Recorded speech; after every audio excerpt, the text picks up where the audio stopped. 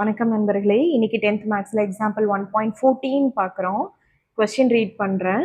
If A which is equal to set bracket open பண்ணிவிட்டு -2 -1 0 1 2. So 5 element கொடுத்துருக்காங்க. And f which is A to B, from ஏலேருந்து பிக்கு போகிறது எனக்கு ஒரு ஃபங்க்ஷன் ஆஸ் யூஷுவல். அதுக்கு A which is nothing but your domain part கொடுத்துருக்காங்க. So f is an onto function. Onto ஃபங்க்ஷனாக தெரியும் நம்மளுக்கு கோடொமைனில் எதுவுமே லெஃப்ட் ஓவர் இருக்கக்கூடாது. ஓகேவா? டிஃபைன்டு பை எனக்கு அப்போ பி கொடுக்கல. ஸோ எஃப்ங்கிறது ஒரு ஃபங்க்ஷன், அதை ஆன் டு ஃபங்க்ஷனுக்கு கொடுத்துருக்காங்க, ஏக்கு கொடுத்துருக்காங்க. பி இப்போ நம்ம கண்டுபிடிக்க போகிறோம். பி எப்படி கண்டுபிடிக்கிறோம்? அதுக்கு ஒரு க்ளூ கொடுத்துட்டாங்க. ஸோ இவங்களே ஒரு ஃபங்க்ஷன் ரெப்ரஸன்டேஷன் கொடுத்துட்டாங்க. கொடுத்துட்டு அதுக்கு பி கண்டுபிடிக்க சொல்லியிருக்காங்க.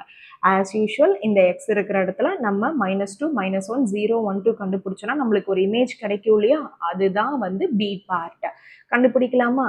So solution. ஓகே, நான் ஃபர்ஸ்ட் எடுத்து எழுதிக்கிறேன். A which is equal to -2 -1 0 1 2. கரெக்டா? ஃபர்ஸ்ட் நான் வந்து எடுத்து எழுதிட்டேன். அடுத்து எஃப் ஆஃப் எக்ஸ் என்ன கொடுத்துருக்காங்கன்னா x² + x + 1ன்னு கொடுத்துருக்காங்க. ஸோ சப்ஸ்டியூட் பண்ணி நம்ம ஆன்சர் கண்டுபிடிச்சிடலாம். ஓகேவா? ஸோ ஃபர்ஸ்ட் நான் என்ன கண்டுபிடிக்க போறேன்னா எஃப் ஆஃப் எக்ஸை வந்து 2ன்னு சொல்லி வேல்யூ எடுத்துக்க போறேன். லேட்டா எஃப் இஸ் ஈக்குவல் எஃப் வந்து -2 நான் எடுத்துக்கிறேன். -2 எடுத்துட்டேன்னா எனக்கு என்ன வரும்? எக்ஸ் இருக்கிற இடத்துல நான் -2 சப்ஸ்டியூட் பண்ணணுமா? So -2 the whole square plus -2 + 1. கரெக்டா? ஸோ -2 த ஹோல் ஸ்கொயர் என்னன்னா 4. -2 ப்ளஸ் ஆயிரும். 2 ஸ்கொயர் வந்து எனக்கு 4. அடுத்து -2 + 1. கரெக்டா? ஸோ 4 - 2 எனக்கு 2, 2 + 1 எனக்கு வந்து 3. கரெக்டா?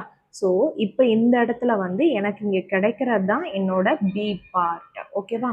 அடுத்து எஃப் இருக்கிற இடத்துல -1ன்னு நான் வந்து சப்ஸ்டியூட் பண்ணுறேன். -1 சப்ஸ்டியூட் பண்ணால் -1 த ஹோல் ஸ்கொயர் -1 + 1. கரெக்டாக? -1 த ஹோல் ஸ்கொயர்னா எனக்கு என்ன வரும்? 1 தான் வரும். அடுத்து -1 + 1. -1ம் +1ம் கேன்சல் ஆகிடும். அப்போ ரிமைனிங் இருக்கிறது எனக்கு 1. கரெக்டாக? ஸோ இங்கே வந்து 3, இங்கே வந்து 1. அடுத்து எஃப் ஆஃப் 0 சப்ஸ்டியூட் பண்ணும். ஏன்னா எனக்கு தேர்ட் வேல்யூ 0. கரெக்டா? ஸோ 0² + 0 + 1. கரெக்டா? ஸோ 0 + 0 + 1. இப்போ 0 + 1 எனக்கு என்னது? 1.